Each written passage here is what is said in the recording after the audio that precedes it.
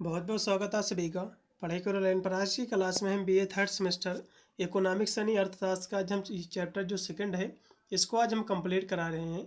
Unit आपके दूसरे में जितने भी आपके क्वेश्चन हैं सारे के सारे मैं क्वेश्चन कराए दे रहा हूँ।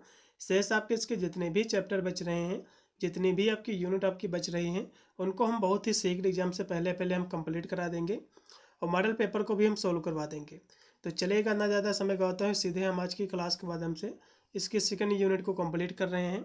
सभी विद्यार्थी वीडियो को लाइक करेंगे, साथ में चैनल को भी सब्सक्राइब करेंगे, क्योंकि मैं सभी बीए की हर सेमेस्टर की एग्जाम की तैयारी कराता हूं, जिसकी वजह से पर एग्जाम में आप अच्छे नंबर प्राप्त कर सकते हैं। पेपर आपका इकोनॉमिक्स का है, इसमें आपको पढ़ना है आर्थिक विचार का इतिहास। पेपर का आपका नेम है हिस्ट्री ऑफ इकोनॉमिक थर्ड।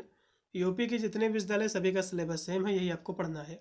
मैंने आपको फर्स्ट चैप्टर में कैटेल्ले, दादा भाई नेहरू, आर.सी. दत्त जी और डॉक्टर भीमराव अम्बेडकर, डॉक्टर राम मनोहर लोहिया और महात्मा गांधी जी के मैंने आर्थिक विचार मैंने आपको पढ़ाया था फर्स्ट चैप्टर में।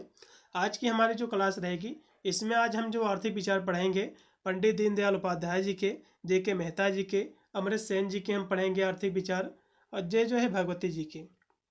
तो आज हम इन्हीं के जो है आर्थिक विचारों पर चर्चा करेंगे। तो सबसे पहले दीनदयाल जी के हम आर्थिक विचारों पर चर्चा करेंगे इनके बारे में। तो दीनदयाल जी का जो वैचारिक आधार था वो मानवतावाद था, और इस दृष्टि से उनकी संपूर्ण चिंतन परंपरा का केंद्र बिंदु कौन थे? मानव थे। ठीक है, ये चाहते थे दीनदयाल उपाध्याय जी का जो कह सकते हो विचार था वो मानवतावाद पर था, और वे चाहते थे कि मनुष्य ही जो है इसका मेन केंद्र है मानवतावाद का, और उनके आर्थिक विचार भी मानव केंद्रित थे।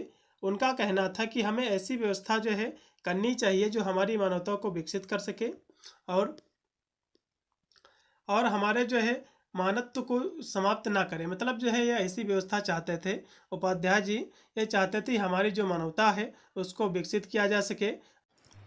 गांधी जी की तरह दीनदयाल उपाध्याय जी भी मानवीय हितों को, अर्थनीति को साध्य मानते हुए अन्य वस्तुओं, साधनों जैसे कि मशीन, कारखाने, उद्योग आदि सभी को जो है साधन रूप में स्वीकार करते थे। तो दीनदयाल उपाध्याय जी थे, इनकी भी जो है मानवीय हित जो है महात्मा गांधी की तरह थे।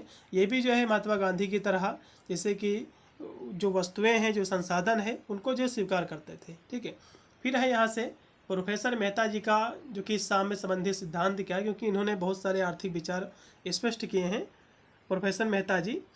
तो इनके हम विचारों को समझेंगे एक एक करके, जैसे कि इनका साम्य का विचार है। तो ये क्वेश्चन एग्जाम में ज़्यादातर पूछा गया कि जे.के. मेहता जी का साम्य संबंधी इनका जो है विचार लिखिए। तो साम्य का मतलब क्या होता है, सबसे पहले ये समझ लीजिएगा। साम्य का मतलब होता है समानता।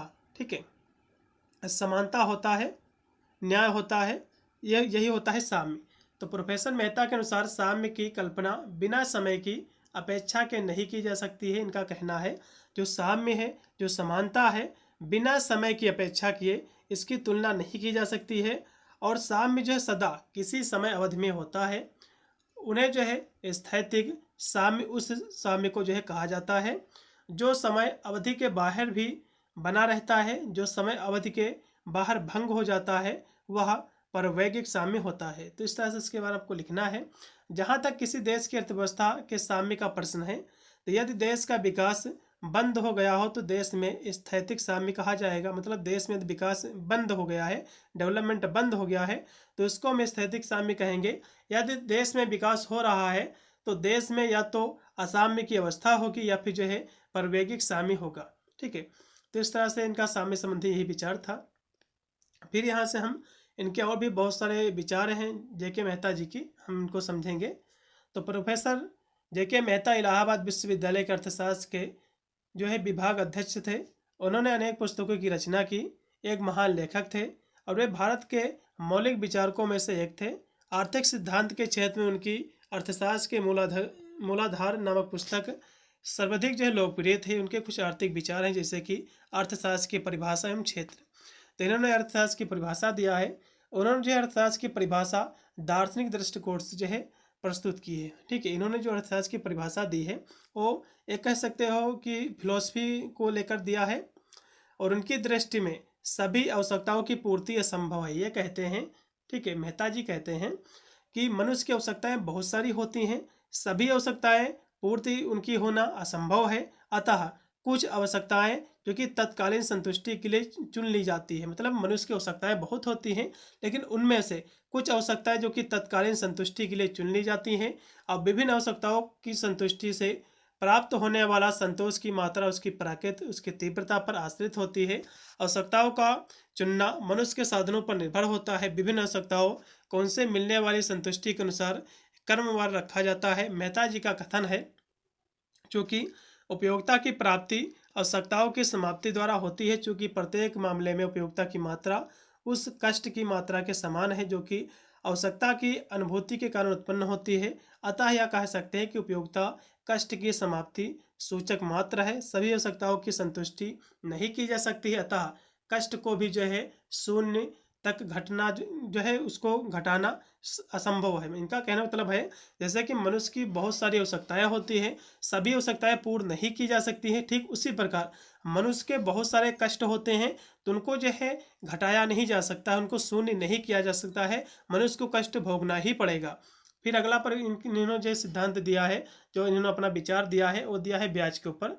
तो ब्याज के सिद्धांत के विषय में प्रोफेसर मेहता का कहना है कि विभिन्न लेखकों ने ब्याज देने के विभिन्न जो है कारण बताए हैं। प्रोफेसर मेहता ब्याज की परिभाषा उस मूल्य में से है जो पूंजी के प्रयोग के लिए दिया जाता है अथवा जो प्रतीक्षा या विरक्ति या पुरस्कार है। संक्षेप में जो ब्याज है पूंजी की कमाई है। ठीक है, इन्होंने कहा है। फिर है स्थैतिक या जो है प्रायोगिक अर्थशास्त्र, या फिर जो है कह सकते हो जिसको हम साम्य का विचार कहते हैं इनका, तो वही चीज़ है, साम्य का विचार ही है। तो अर्थशास्त्र के स्थैतिक और जो है प्रवेगिनी दृष्टिकोण को स्पष्ट करते हुए जेके मेहता जी लिखे हैं, यह गणित जो है दर्शन शास्त्र एवं सामान्य ज्ञान का जो है मिलन स्थल है। उनके मत अनुसार प्रवेगिनी का ढांचा स्थैतिक की ईंटों से बनता है। प्रवेगिक एक धनात्मक विचार नहीं है, यह स्थैतिक का विपरीत विचार है। यदि इस दृष्टिकोण को स्वीकार करें तो स्थैतिक विश्लेषण का महत्व स्पष्ट हो जाएगा। हम समय को जो है बदल करके स्थैतिक को प्रवेगिनी में बदल सकते हैं, और जब ऐसा किया है अर्थात परिवर्तनशील चर के रूप में समय को विचार में लिया जाता है, तब प्रणाली में आशा का प्रवेश एक समन्वयकारी घटना के रूप में होता है। तो इस तरह से इसके बारे में हमको लिखना है। फिर इन्होंने एक कल्याणकारी अर्थशास्त्र के बारे में अपने विचार स्पष्ट किए हैं। प्रोफेसर मेहता ने कल्याणवादी अर्थशास्त्र का एक नया विचार जो विकसित किया। उनके अनुसार कल्याण में सुख और संतोष का समावेश है। सामाजिक कल्याण भी एक प्रकार का कल्याण ही है। मतलब सामाजिक कल्याण को एक प्रकार से कल्याण मानते हैं, जो कि कल्याण का संबंध जो है मस्तिष्क मन की दशा से होता है। इसलिए सामाजिक कल्याण जो है कल्याण का वह रूप है जो कि व्यक्ति विशेष के मस्तिष्क या मन में बसा हुआ है, और किसी समाज के लिए जीवन मूल्यों का निर्धारण कोई जो है सुपरमैन ही कर सकता है। इस प्रकार कल्याण एक जो है नैतिक विचार है, और समाज कल्याण की जो अंतर वस्तुएं ऐसी व्यक्ति द्वारा निर्धारित के लिए छोड़ दी जाती हैं जो कि एक आदर्श मानव जो कि सुपरमैन हो। और यह जो आवश्यक नहीं है कि उसका विचार आवश्यक है, उपयोगी हो, किंतु निश्चय ही वह विचार कुछ उद्देश्य तो सिद्ध ही कर सकता है, और हमें यह अनुभव करा सकता है कि समाज कल्याण एक व्यक्ति के मस्तिष्क में संतोषों का योग होता है। अधिकांश अर्थशास्त्रियों ने सामाजिक कल्याण की गणना का प्रयास किया है, किंतु ऐसे योग मस्तिष्क से बाहर होने के कारण कठिनाई उत्पन्न कर देता है। प्रोफेसर मेहता के शब्दों में सामाजिक कल्याण के अध्ययन का और इस प्रकार उसे मापने का एकमात्र संतोषप्रद तरीका है उस व्यक्ति के कल्याण से अभिव्यक्त करना जो कि कल्याण को मापने के कार्य को सामाजिक कल्याण की गणना सभी व्यक्तियों के कल्याण को जोड़कर नहीं की जाती सकती है, और वह एक एकीकृत इकाई समाज के कल्याण का विचार है। तो इस तरह से इनके बारे में समाज के कल्याण संबंधी सिद्धांत आपको लिख देना है। फिर इन्होंने हिंसा और अहिंसा संबंधी इन्होंने जो है अपने जो है कुछ विचार रखे हैं, शैक्षिक विचार। तो जैसे कि प्रोफेसर मेहता के अनुसार हिंसा और अहिंसा का संबंध जो है अंतरात्मा से होता है। अक्सर जो आवश्यकताएं होती है उसका पूर्ण उन्मूलन तभी हो सकता है जबकि व्यक्ति जो है वातावरण के साथ समर्पित हो जाए, और जब कभी वातावरण में संघर्ष हो तब व्यक्ति को चाहिए कि वह जो है अंतरात्मा की आवाज़ के अनुसार चले, और अंतरात्मा के आदेशों का पूर्णतः पालन करना व्यक्ति को आवश्यकता रहित अवस्था में पहुंचाता है। प्रोफेसर मेहता का कहना है, हम जिस आवश्यकता रहित अवस्था की चर्चा कर रहे हैं वह सही अर्थ में अहिंसा ही है। ठीक है। फिर है यहाँ से अमृत सेन जी के हम आर्थिक विचार समझेंगे, इनके क्या योगदान रहा इनका। तो अमर्त्य सेन एक जो है मानव कल्याणवादी अर्थशास्त्री थे। उन्होंने अर्थशास्त्र को मानवीय चेहरा प्रदान करने का प्रयास किया है। संक्षेप में अमर्त्य सेन का कल्याणकारी अर्थशास्त्र निम्नलिखित जो है योगदान रहा है इनका। इन्होंने जो है कल्याणकारी अर्थशास्त्र में अपना योगदान दिया है, जैसे कि उसके उन्होंने इसमें स्पष्ट किया है कि सामाजिक विकास और आर्थिक विकास इन दोनों में काफ़ी संबंध होता है। लोकतंत्र में विश्वास, अकाल और निर्धनता, सामूहिक विकल्प, सामाजिक कल्याण, विषमता, पुनर्विचार और सेन जो है निर्देशांक, तो ये सब इनके विचार थे। फिर है एक क्वेश्चन कि जेके मेहता जी का बाजार संबंधी विचार क्या था। ये क्वेश्चन एग्जाम में आता है, तो इनका बाजार संबंधी विचार भी देख लीजिए। तो प्रोफेसर मेहता ने अपनी पुस्तक उन्नत अर्थशास्त्र के सिद्धांत में बाजार शब्द की परिभाषा जो है इस प्रकार दी है। बाजार एक स्थिति का परिचायक है जिसमें एक वस्तु की मांग ऐसे स्थान पर होती है जहां उसे विक्रेता के लिए प्रस्तुत किया जाए, वही होता है बाजार। मेहता की इस परिभाषा के अनुसार एक क्रेता एक विक्रेता भी बाजार का निर्माण जो है करने के लिए पर्याप्त हो सकते हैं। इनका कहना है, इन्होंने बाजार संबंधी जो विचार दिया है ये कहना चाह रहे हैं कि ऐसा कुछ भी नहीं है कि काफ़ी लोग आएंगे, बाजार लगाएंगे, खरीदने वाले होंगे काफ़ी लोग, बेचने वाले काफ़ी लोग होंगे, तभी बाजार संभव होगा, ऐसा कुछ भी नहीं। ये कहते हैं कि यदि एक ही व्यक्ति बाजार लगाए, ठीक है, कोई चीज़ बेचे और एक ही व्यक्ति आके कोई खरीदे, ठीक है, यही चीज़ ये कहते हैं कि यदि नहीं ज़्यादा लोग हैं, एक खरीदने वाला हो एक बेचने वाला हो, तब भी जो है बाजार ही होगा, ठीक है। तो परिभाषा के अनुसार एक क्रेता एक विक्रेता भी बाजार का निर्माण जो है कर सकते हैं। मतलब ये कहते हैं कि एक क्रेता विक्रेता भी हो गए तब भी एक बाजार का निर्माण कर सकते हैं, वो बाजार के लिए पर्याप्त हो सकते हैं यदि उनमें जो है क्रय विक्रय करने की सामर्थ्य हो, मतलब बेचने और खरीदने की सामर्थ्य हो। तो मेहता के अनुसार बाजार शब्द को परिभाषित करते हुए इसके साथ क्षेत्र का प्रतिस्पर्धा विशेषणों को जो है जोड़ना आवश्यक नहीं है।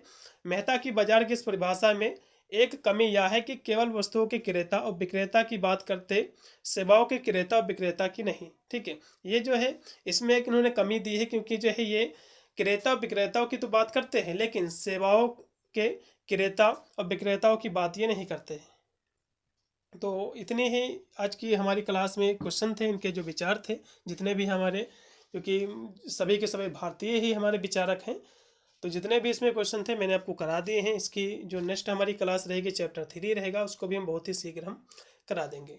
इसकी प्लेलिस्ट मैंने ऑलरेडी क्रिएट कर दी है, अब जाकर इसकी प्लेलिस्ट में यदि आप देर से वीडियो देख रहे हैं, प्लेलिस्ट का लिंक आपको डिस्क्रिप्शन मिलेगा, आप जाकर सारी इसकी क्लासें ले सकते हैं। मिलता है वीडियो के लिए, तब तक सभी को thank you for watching this video.